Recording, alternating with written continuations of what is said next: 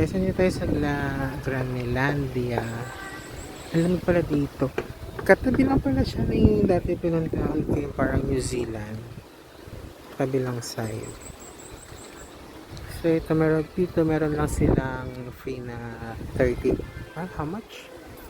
30 pesos para makapasok ka. So, ito ang babayad. Hello. Okay, bayad na tayo. Here, meron mountain view. Sa part na to ng kasi nasa mataas na lugar siya ng Mambaho. So, malamig siya guys.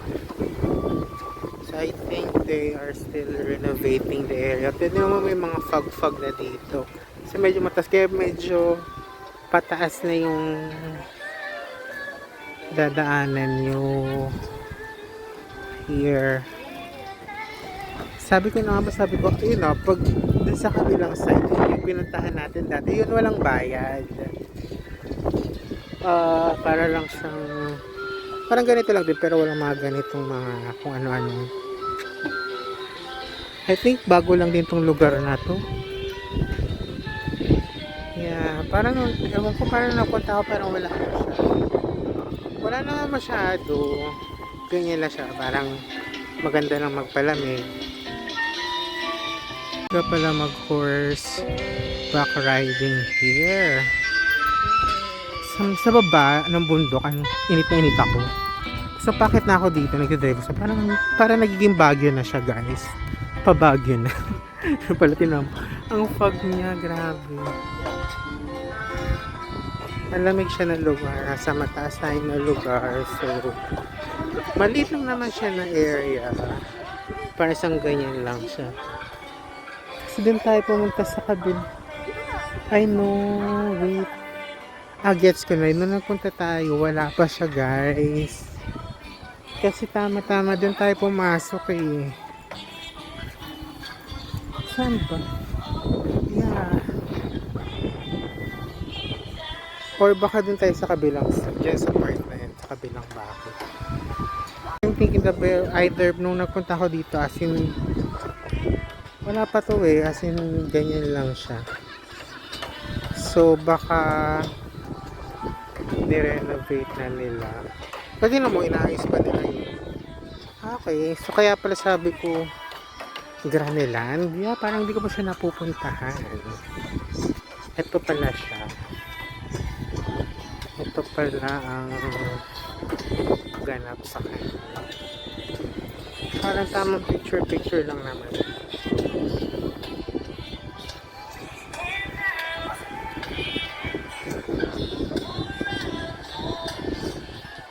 Isipin nyo na sa bukod ng Quezon. So nirenovate pala nila. Picture na natin. Parang feeling ko hindi pa siya masyadong, parang ini-improve pa nila. Siguro pag binilagyan natin ito, siguro mga next year, baka mas maganda. So try natin balikan to next year, baka mas maganda. Hindi pa siya tapos.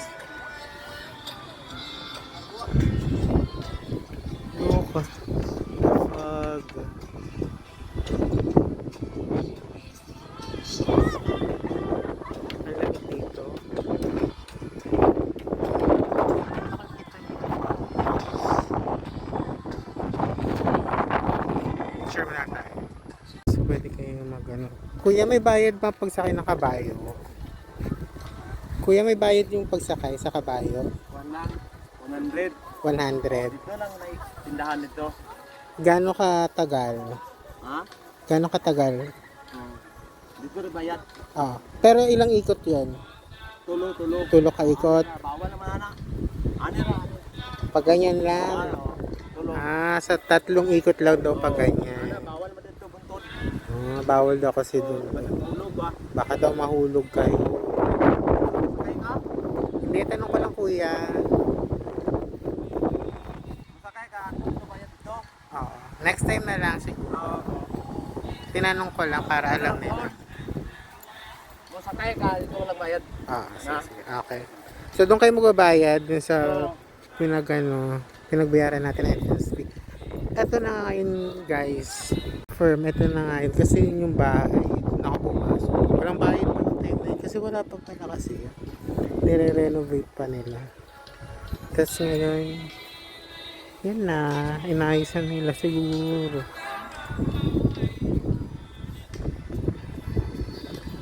Yan lang yun. Wala ka nang masyadong gagawin pa. So siguro sana dagdagan pa nila ng mga kung ano-ano pa. Magchichi lang tayo.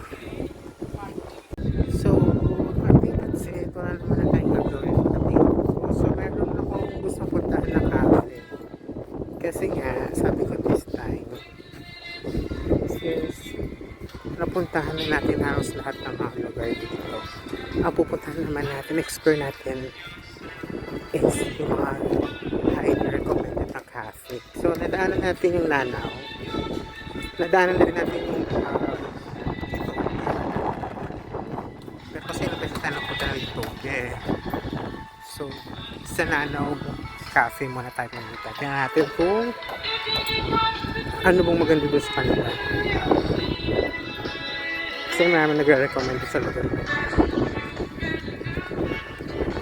Pero talaga natin mag-sarap siya kapag kunyari sobrang init. Punta kayo dito.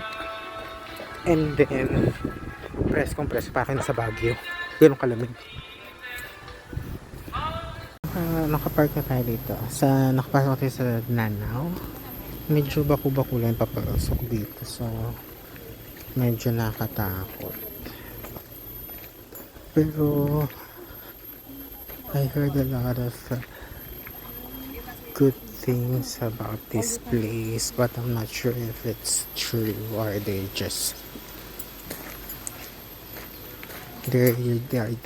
flooding us with fake news. Charot. They're persuading us.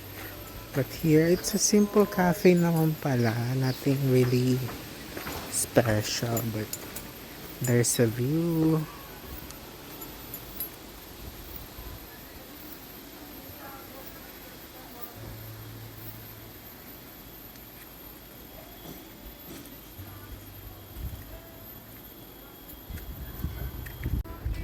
So it's a simple. Let's see. Hello. Let's see what's in their menu. Sikwati, Potomayan. What's your bestseller here? Sikwati. The Sikwati. Native chicken sorol na aputa. Adobo. Atay pang early dinner. Ito yung sa price list.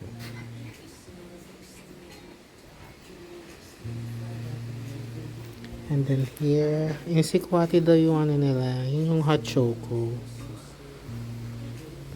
Kasi maraming chocolate dito sa Camiguin.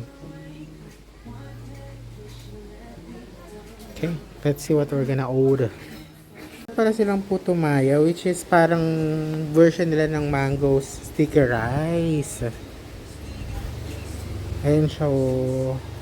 So yun yung order ko. And then the Sikwati, of course. Yun ata yung ano. So, actually hindi naman ako gutom.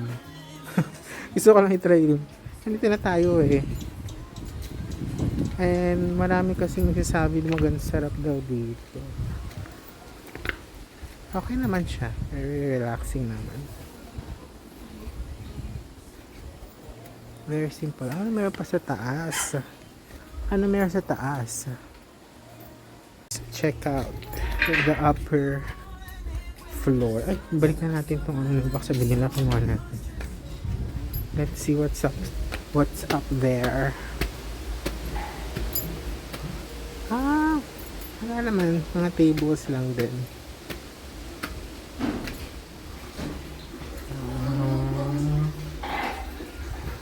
And then, here, pag dito kayo tumambay,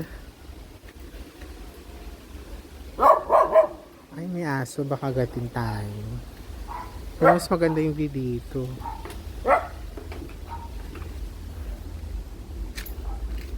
Okay, let's just wait for our orders to tayo. Tumayo yung version nila. Okay, thanks. So, yan. So, ito ang kanilang version ng mango sticky rice. Actually, gusto ko talaga ako. Pero, gusto ko i-try itong ano nila.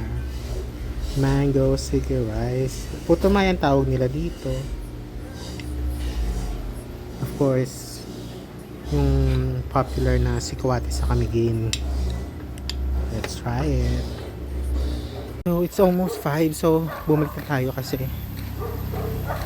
marami pa kaayusin sa bahay. Umuwi na tayo.